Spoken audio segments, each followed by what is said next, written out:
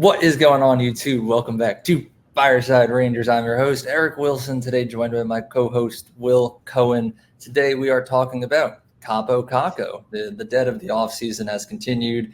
August, it's a really boring month for the NHL. Not really a lot to discuss, as far as breaking news. But recently, in an interview, Igor Shesterkin got the chance to speak about the Rangers, where he pretty much said he sees our cup window going on for at least more than 2 years, mainly because he can see a lot of our younger stars breaking out and becoming even better players. He then went on to specifically name Kakko, where he said, and I quote, "I see how Kakko trains, how he plays, what kind of person he is.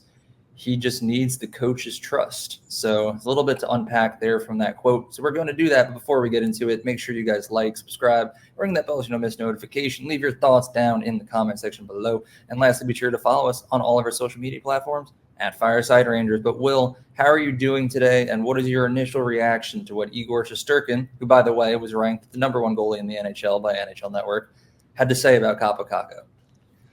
I'm doing well. Not tired today. That's comes out of shock because I always say that I am. But yeah, there is a lot to unpack in that in the quote. And for Kakko, I think, and he said it himself during breakup day after the Game 6 loss in the Eastern Conference Final, that he got chances and just didn't do enough with them. So I can't say I agree with Shesterkin when I think that he's going to break out.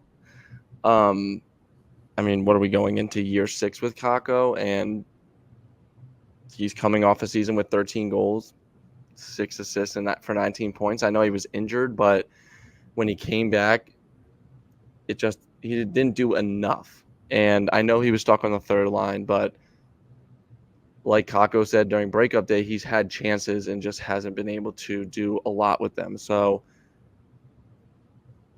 I don't know. But maybe if Laviolette and the coaching staff want to, they could try it one more time in the top 6, see how he does.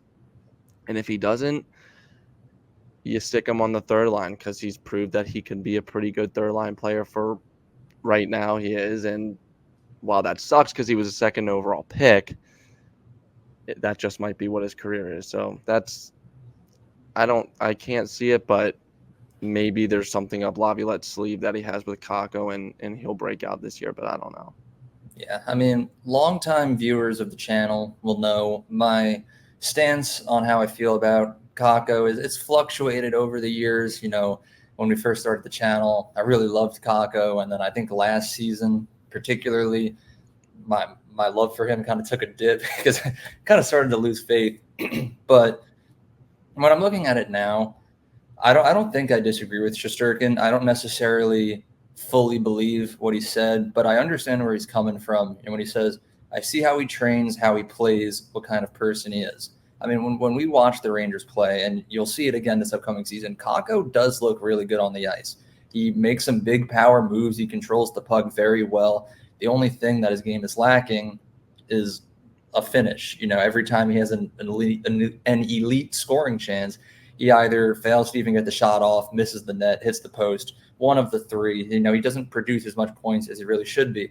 And I know the whole playing on the third line does kind of factor into that, especially last season when Philip Hedl wasn't there for a majority of the year. Even he himself, Kakko, was injured for a little bit last season. And having Will Cooley as your left winger, as good as he is, he's not the type of guy that's going to help you produce more points. So I think the potential is there. We saw him get the stint up on the first line for a little bit across the last couple seasons. And, like you said, like Kakko himself admitted, he just didn't really capitalize on those opportunities that he was given. And I don't know if he's going to be given any more opportunities this year, but if there is one thing that I fully agree with what Shesterkin had to say is that Kakko is lacking Laviolette's trust. If I had a guy who was drafted 2nd overall, had numerous chances up in the top 6, and repeatedly fails to meet expectations, I wouldn't trust him, on another chance up there. So I think personally, to start the year, Riley Smith is going to be our first line right winger. Kakko will be right back down on that third line.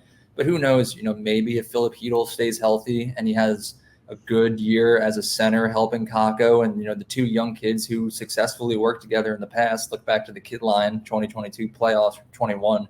I remember what year that was, 22. 22, yeah. Yeah, I can see Kakko repeating his success. So to me, is a breakout year for Kakko possible? Yeah, definitely possible. Do I think it's likely? However, probably not, because I don't see him receiving the same opportunities that he had years ago because of this lack of trust in Laviolette. But Will, I am curious to know, in your opinion, if Kakko is going to prove Shesterkin right, have his breakout year, what needs to happen? What needs to change? Scoring. I mean, it's really just scoring. Like he gets a lot of chances, but isn't able to pot those chances. Like he doesn't really use his shot much. He needs to use his shot more. He's a pretty big guy. I mean, he's 6'2" and 205 pounds. He might be more after the offseason. So use your body. If check hard on the boards. Try and free up a puck, forecheck, stuff like that. I mean, it's not. I don't want this to sound the wrong way. I just don't know if there's a lot that Kakko excels at in the offensive zone. I guess it's puck control is very good, but when he has the chances to score, nothing really formulates out of it. So I think he just needs to use more power moves, use your body more when you're getting checked, and hopefully that'll help him out. But I don't know. It's not really a lot that he excels at right now. So it's kind of, I don't know. For me, that's kind of hard to answer that question. Yeah, I mean, scoring is the obvious number one here. I have his stats pulled up right now, and one thing that I'm noticing in particular is that last season his shooting percentage was actually the second highest it's ever been in his career by a very close margin. Not last season, but the season before was his career best with 14.4%. Last season was 14.3%. So his shooting percentage is as high as it's ever been. There's a pretty linear increase, starting off his rookie year at a 9.2, then 11.1, 11.3, 14.4, 14.3. So it's going up, his shooting percentage. But the problem is the amount of shots that he's taking year by year. It's up and down like crazy. Last year, he took a total of 91 shots on net, which is the third lowest in his career. It's right about the middle because he's played 6 seasons.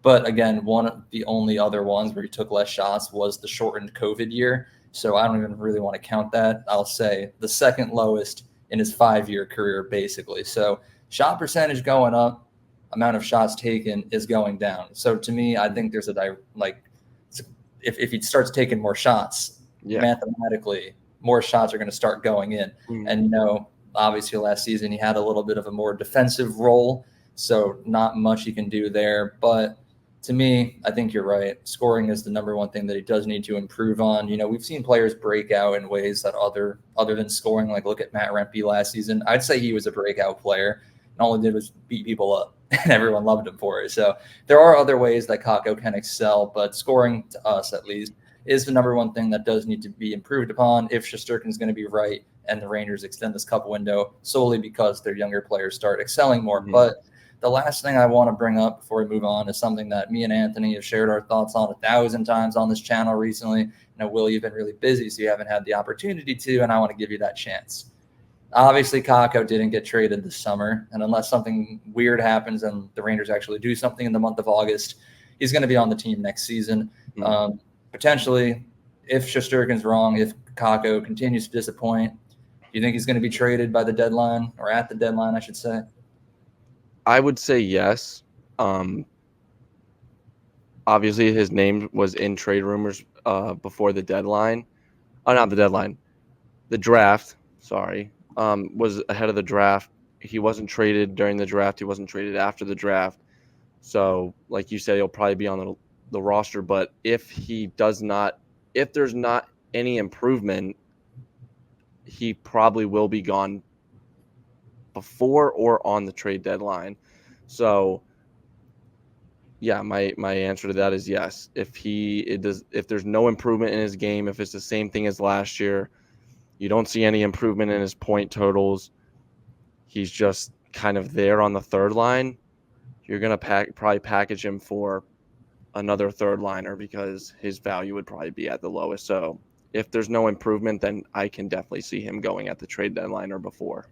All right. Well, you guys heard it here first. Will Cohen just gave a guarantee that Kaapo Kakko will be traded before we're at the trade deadline this year. So if he's wrong, his Twitter handle is right there. Be sure to message him. I did say if there was no improvement to his game. So there's the. We'll see. We got the Will Cohen guarantee, but hopefully he's wrong. And I would like to see Kakko break out, have a career year, and help us win a Stanley Cup. So only time will tell if that actually happens. But until then, we'll be back soon with some more Rangers content. If you guys did enjoy, make sure that you like, subscribe, ring that bell so you don't miss notification. Leave your thoughts on Kakko, how you think he's going to do this season down in that comment section below. Lastly, be sure to follow us on all of our social media platforms at Fireside Rangers. But most importantly, have a good one, and let's go Rangers.